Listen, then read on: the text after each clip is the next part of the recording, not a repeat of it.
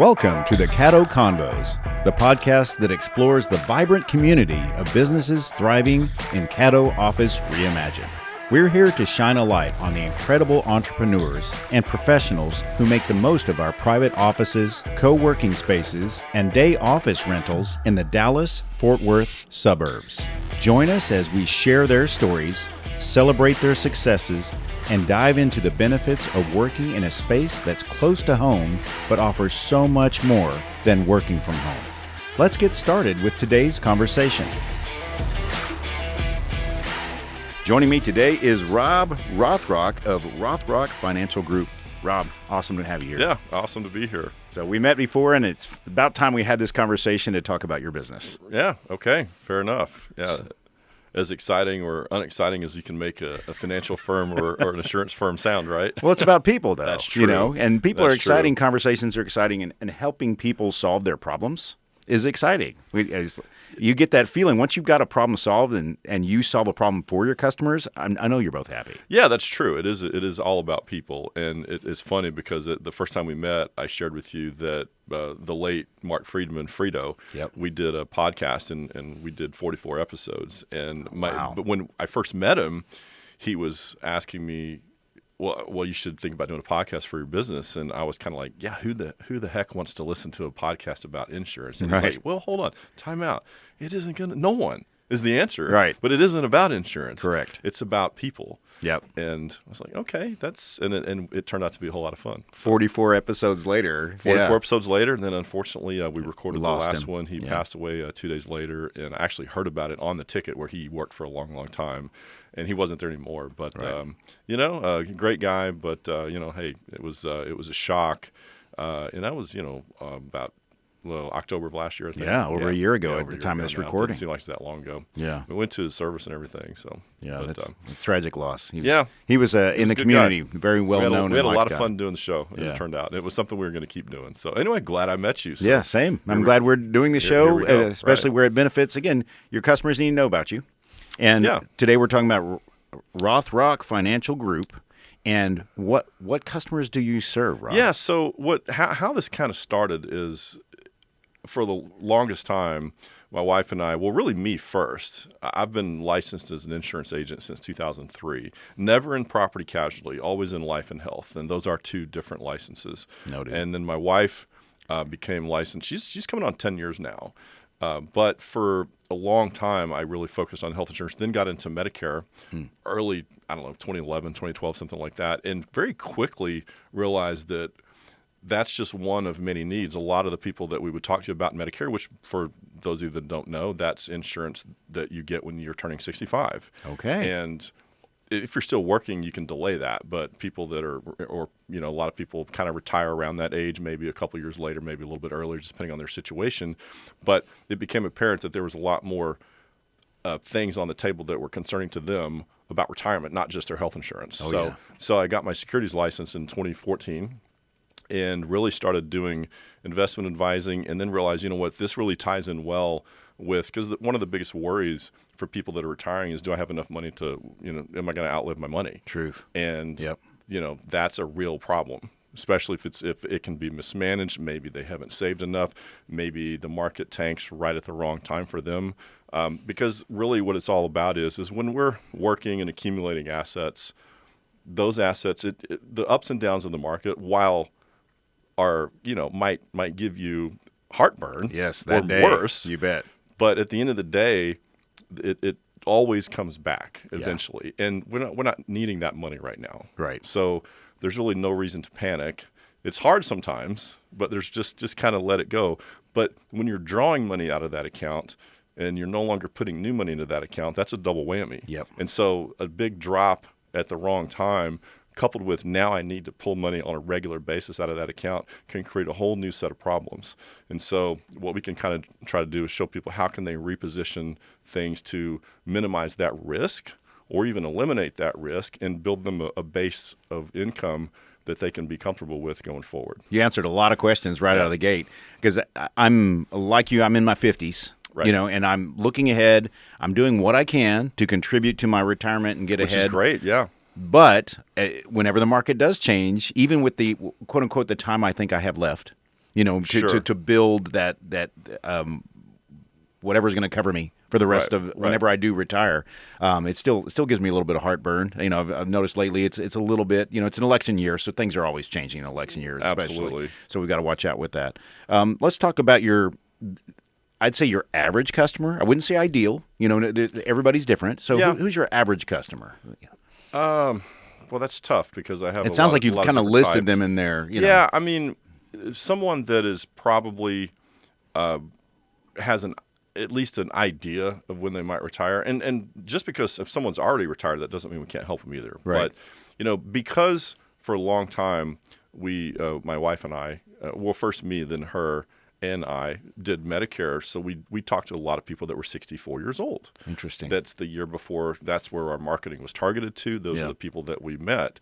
So for that reason, and then a lot of kind of the early customers that are clients that we have now, we sort of met them there, so to speak. But the typical age might be somebody in their mid to late 50s, maybe in their early 60s. And it also depends on their situation. I mean, I have some clients that are retiring from the military. Sometimes they're retiring a little bit younger, because things have worked out that way for them. Right. So it's really kind of there's no exact profile. It's really somebody that is kind of like, okay, I know that I'm going to retire in the next 3 to 5 years. Let's just put that, say that out there, or sooner. And how do I make sure that I have a comfortable retirement, do the things that I want? And everybody has different goals. True. So one of the first questions I'll ask back is, well, once I kind of find out what they have in savings, maybe what they're still contributing, one of the questions is well, how do you see the purpose what's the purpose of your money? What do you want your money to do? That's a good Some question. people want to leave a legacy. Yeah. Some don't. Right. I mean, some people are like, hey, my kids are fine. I've given them so much. I really don't care. This time's for me. This is all for me. Yeah. So is this a plan for living or is this a plan for dying? And I have to say I stole that from a mentor. That's not mine. So if you hear this, thank you. But pay it forward. Right. Yep. But really that's kind of an important thing because you can design a plan that'll spread out income for a longer period of time, but it might not give a surplus. Some people want to retire and go travel for a year or two, or longer, or just really enjoy it. So it's really about, what do you want to do? Yeah. What are your goals? What are your goals? What's important to you?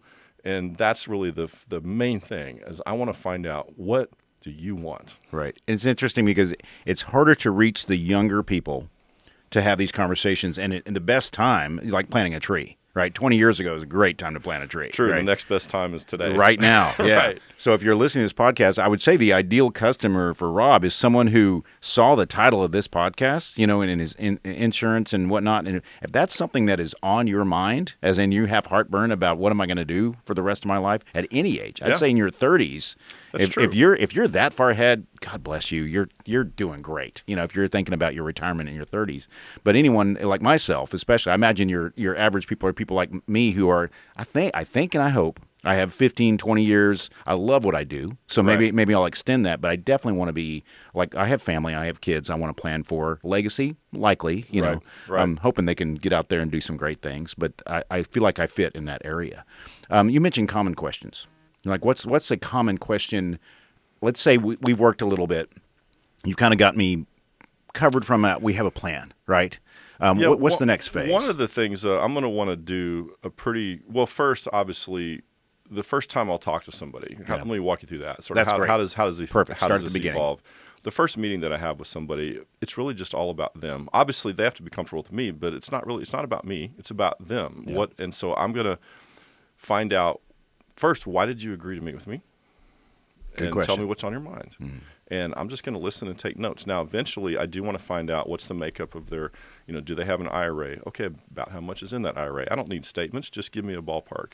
Are you making contributions to your 401k? Do you have a balance in your 401k? Do you have any life insurance? Now, I don't come right out with all that. Sure. I'm not going to bombard somebody with those questions because I wouldn't want that. But as we start to have a conversation, I just need to get a general picture of kind of where they're at today. And another thing is what is their income? Doesn't have to be exact, but give me an idea. Ballpark it. And some people, if they're pretty close to retirement, I may even ask him, what do you anticipate your monthly expenses to be once you're retired? Right. Is there a mortgage that's going to be paid off in 5 years? Is it already paid off? Things like that. So really, I do kind of want to build a financial profile on that individual or that couple, and try to understand that. And as that's happening, I can start thinking, sometimes I can start seeing, hey, there's some ways I can help. And sometimes I can start seeing that maybe I can't help this person. And so, and after that first meeting, really it's kind of like, okay, I have a pretty good idea. Let's have a second meeting. And at that meeting, let's maybe they do bring statements that time, or fill out a risk profile that I can kind of see what's their risk tolerance, and get a really, really good, maybe fill in some of the holes of the fact finding, so to speak, that we did in the first meeting, because that's really more of an informal conversation. But we really want to kind of nail those things down in the second meeting. And maybe at that meeting, maybe at the third meeting is when I'm going to come back. If I see a way to improve their situation, or now that I understand their goals, because we've really had a good conversation about that, I can start to put together a plan that I can present to them on how it might meet those goals. And then if they like that, we can talk about implementation. You said something that's really So interesting. I'll typically have 3 or 4 meetings before we do anything. You have to get to know each other. Absolutely. And know their profile. They can come with you to the first meeting with all of that answered in theory, but you have to get to know them. It's almost really, like dating. You can bring something to the table, but I want to move at their speed. Yeah. Mine doesn't matter. Right. It's not about that. It's about how fast or how slow do they want to go, and that's also important. Yeah, that's terrific. If right now, hey, it's not unusual, especially right now, hey, let's just get through the holidays. Right. Well, I'm kind of that way now too. I mean, it's Christmas is next week. So let's get through the holidays. And then New Year's is right behind it. That's fine. Next year we'll get here soon enough. It'll be here. Yeah. And we can pick back up. It's coming at us faster than we can blink. You mentioned something interesting about if you can't help them. What would be a disqualifier? I mean, obviously, they may just decide the fit isn't right, or they're for whatever. I can give you a couple examples. So I will occasionally run into people that have self-managed their money for a long time. Yeah, they don't want to change that. And you know what? We fear change. We've talked about this. For example, one of the things that I do offer is manage money through advisory services. So another thing we can do is look at pairing that with insurance products, like possibly an annuity, which can be a dirty word because it's got some negative connotations. I can tell you that in the right situation, it can be absolutely the right recommendation. But there's a lot of let me put it this way: a lot of products that are a lot of times people sold the wrong product when it comes to annuity. I run into that all the time. Interesting. So, but the right product, that's why me understanding exactly what the situation is imperative before I ever make any recommendation. But someone that doesn't want, maybe just wants to continue to self-manage, doesn't want to pay $1 in fees for that, fine. That's you go ahead and continue on that road. Now that person probably isn't going to agree to a second meeting. The second one would be, if there's just not enough assets there to work with, and I can't give a ballpark on that because everybody's really different. Their needs are different. Yeah. But if someone's just kind of getting started out, or really just hadn't, how much? What can I retire on $100,000?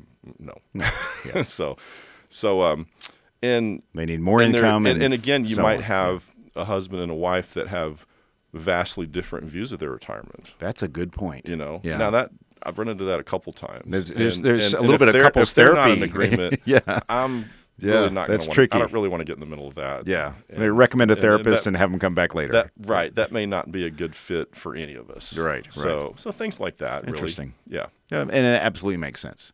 And one of the things I liked when you and I first sat down, when we first met, and I can attest to Robb, is we just had a conversation. And it was just like we're having now. It was just comfortable. We're just two people talking, trying to understand the needs of the situation and how we can help each other.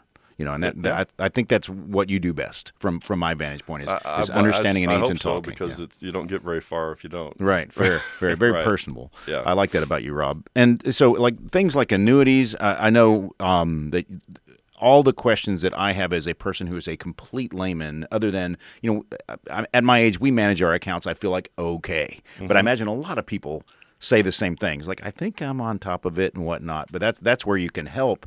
But understanding things like the annuity products, you spend some time there. I can give you a specific example if you want. I would like to hear it, yeah. This is you've probably heard of someone that has a 60-40 or a 70-30 portfolio, meaning that 60% equities and 40% fixed income, which might be different types of bonds or things like that, or 70-30. And as people age, get closer to retirement or whatever, all the same thing really.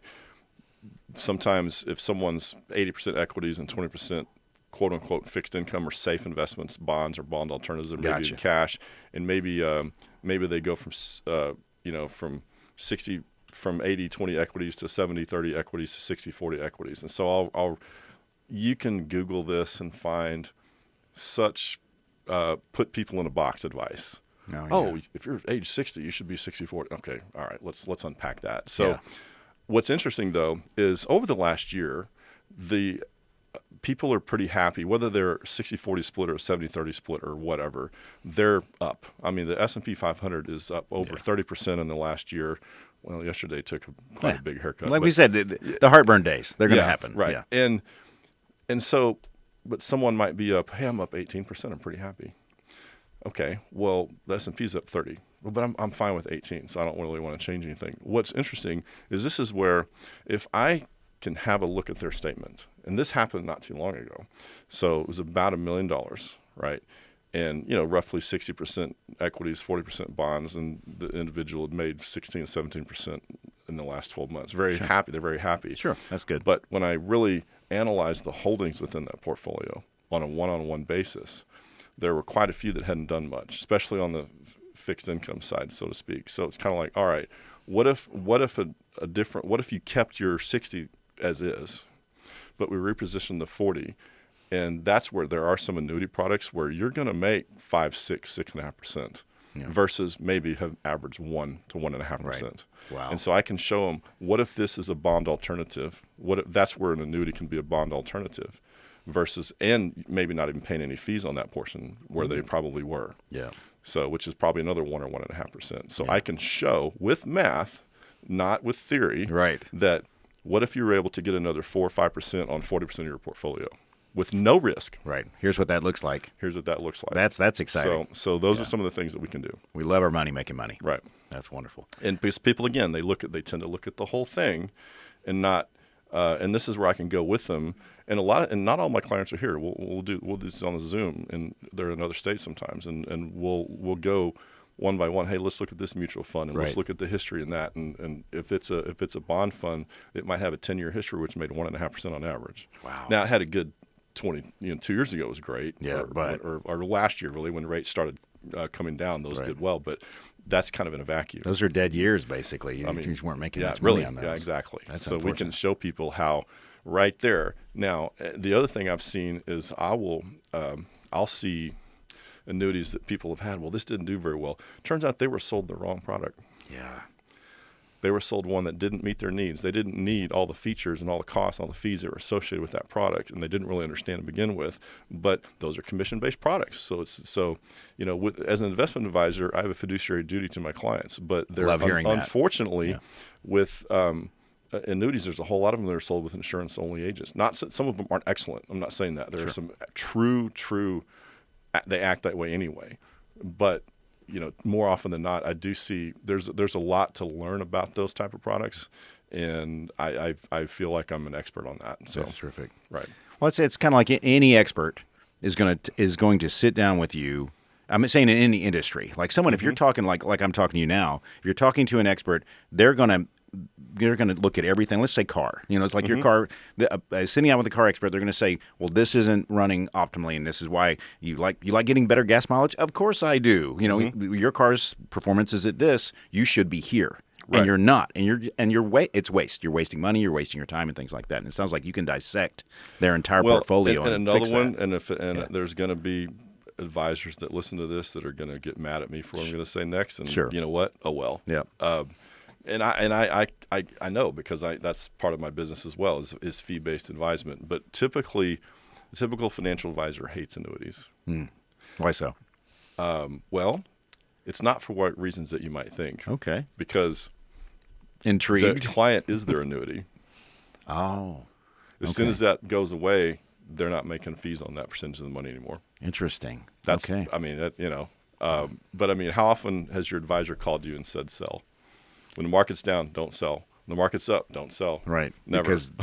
Because they're seeing that coming back to them. I'm not saying, yeah, but I mean, I'm simplifying. Well, things we're a talking bit. about what motivates people, But- right? That's their motivation for that right. particular But there product. there is that. I mean, the advisors hate to see that money go out into an annuity because they're making fees on less. Right. Their income You know, goes down. If you've heard that and that's you and you don't like it, oh well. Yeah. Call me and tell me. Fix it and do something different. Right. Robb, you chose Caddo Office Reimagined as the place to host I your love it. business. Tell me why. Yeah. So we first of all, I love the buildings. They're unique. They're cool. They're different. They're bright, and it's just having the conference rooms are first rate. So they are. whenever if we're not doing a virtual meeting, we're meeting a client. We have that office space in the conference rooms. The fact that we can use multiple locations.